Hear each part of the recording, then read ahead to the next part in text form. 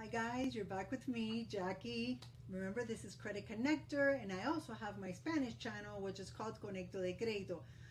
If you guys know of anybody that doesn't speak English or doesn't understand my videos and rather see them in Spanish, guys, refer them to Conecto de Crédito, and I could help them there if they just got to this country and they basically need the tools to grow their credit.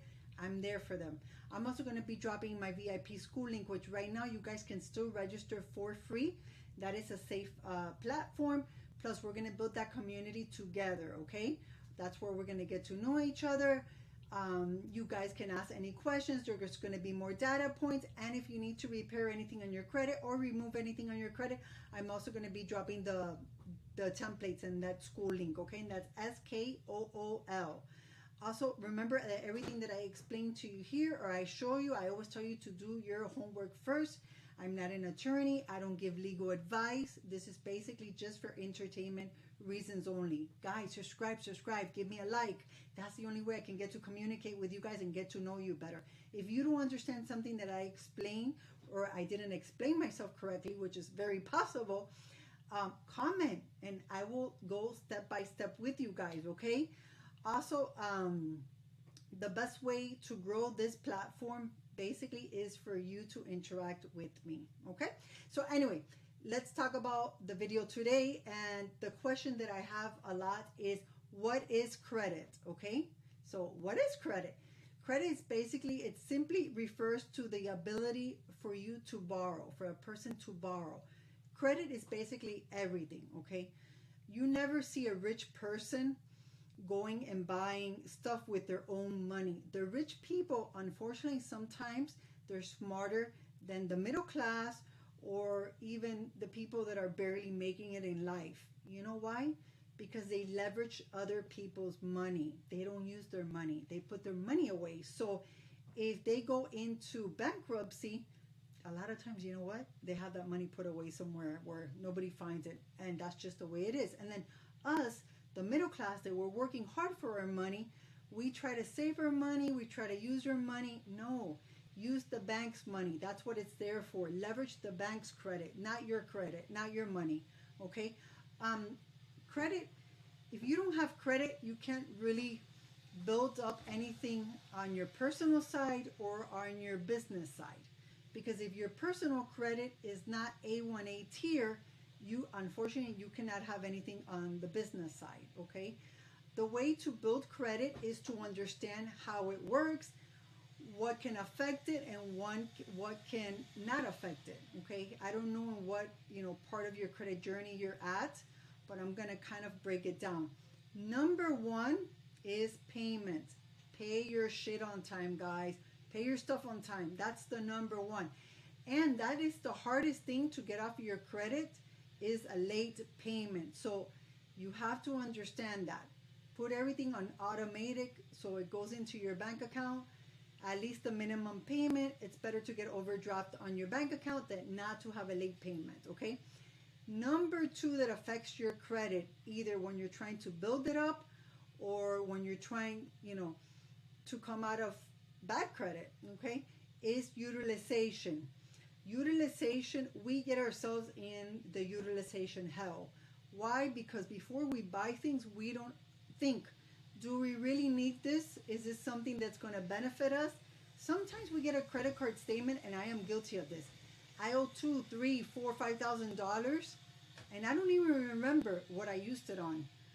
Why? Because I used it on dumb things, okay? Remember, when you use it on things that really you're not getting any benefit from it, that's what happens. And I'm going to give you a little quick story. I wanted to get the companion pass with the Southwest card, and I was short like 24,000 points. So I basically racked up like 20-something thousand dollars on the credit card to get the companion pass. Having an interest-free credit card on the business side, okay? I put some stuff that I needed for my business, but I also put some stuff that I really didn't need it because I wanted the companion pass. Guess what? I got my first payment and I had to pay $700 and something. I got myself in utilization help because I wanted the companion pass. Did I really need the companion pass? Thank God that I transferred it right away to an interest-free credit card. But imagine If I would have had to pay 20 something thousand dollars with the high interest, that would have paid not for a companion pass, that would have paid for 2 companion pass. So think before you act, okay? Also, number 3, what affects your credit basically is the history, okay? History. How long have you had the credit card? So if you have little credit cards, don't close them because they do affect your credit. The only time I would tell you to close a credit card is, one, if your profile is excellent, and closing that little credit card is really not going to be a big deal because you're still going to have an excellent profile. But beware, if you're going to close a credit card and you're about to apply for a mortgage, that's going to affect you. Apply for a mortgage, get the house, get the car, and then close the credit card. Okay, that's the only reason. And number 2, the second reason is, if you haven't paid a credit card for 3 to 4 months and you know that you're not going to pay for it, call and close it, because that way at least you still owe it, but it doesn't keep racking up the interest. Okay, those are the only 2 reasons I would tell you to close a credit card. Also, getting yourself in too much credit cards that you don't need. When you go to, Macy's, Marshalls, TJ Maxx, K Jewelry, and they tell you, oh, if you apply for this credit card, you're going to get 6 months or 12 months interest free.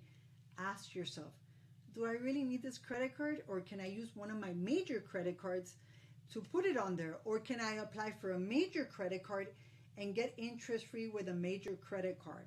Remember, having too much new credit affects your credit, especially when you're getting cards that you can just use it at their store. You can't really use it everywhere. Is it worth the 6 months or the 12 months interest free? So guys, before you're applying for credit, you need to ask yourself, do I really need this credit card, or is there a smarter way to get the interest free on this purchase, but apply for a bigger credit card, okay? For a, higher tier, like Bank of America, Chase card, a Citi. I mean, Citi credit cards right now, they're offering, I think it's 18 months interest free. Can you beat that? And I've done this too. Last year, I needed a pool pump, and I went in and I applied for a card. I'm not going to say the store. And you know what? When I was applying for my Chase cards, I was at the 524 rule. I had 5 brand new cards in the last 24 months. And guess what? I was able to get the card because my branch manager, I didn't really need that card. That was so stupid. Now I have that card sitting there for nothing because I'm not going to use it again. So guys, behavior, okay? Credit is behavior. That's what I'm going to tell you. Credit is behavior. And that's probably the number 1 secret of credit. It's behavior. If you don't understand and you can't control your buying or your emotions when it comes to credit, credit might be hell for you instead of a benefit. So get your behavior on track, control your spending, think ahead of before you're applying for a card, and you're probably going to have better results at the end. Okay, I hope this video helps someone out there. Remember, this is Jackie, Credit Connect or Conecto de Crédito. Guys, subscribe, give me a like. Let's connect, let's build this platform, okay? Everything here is for free and